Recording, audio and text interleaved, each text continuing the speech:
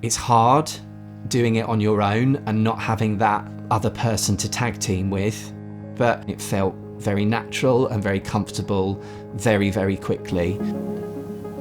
I work in creative learning, so I trained in drama. At the moment I work for an arts organisation in their creative learning team. Ready, steady, go! So initially I was going down the route of being assessed to be a foster carer. I was sort of talking to my assessing social worker about that, but it was just as she was leaving, I just remember she sort of turned around to me and said, "Have you ever considered adoption? Because I think that's what you're looking for, and I think you're looking for a family." It just put into motion all of these wheels that I changed my job, I relocated, I moved, I set myself up financially so that I would be able to adopt.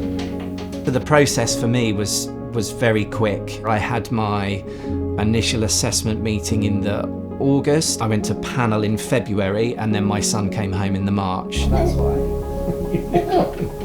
Can I get water on my floor, please? There can be a lot of misconceptions about adoption, I think. You'll never find out about it properly unless you ask. I went into adoption with a very clear idea in my head about age, gender, in terms of all of those things. He's completely different to what I thought my family might look like, and that's because I was encouraged to keep an open mind. I'm very glad that I trusted the process, I trusted my social worker.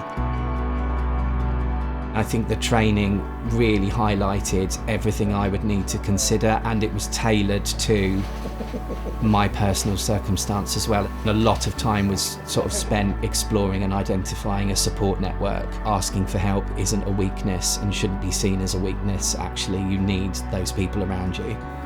It sounds a bit corny, but I think the first time I felt like a dad was actually the first time I met my son. It was in a park. He was in a car with his foster carer, just sort of in the car next to me, and she opened her car door and my son got out, and he just walked straight over to me and just gave me this massive beaming smile. And there was no looking back from that, really. We then went on the park. He was wanting me to chase him around. He was wanting me to pick him up. And I remember the foster carer saying she was very surprised at that because he wasn't normally that open with other people.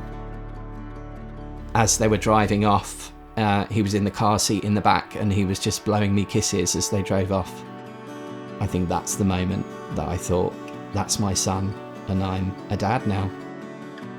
I get a bit emotional saying that. Could you adopt? Find out more at norfolk.gov.uk/adoption.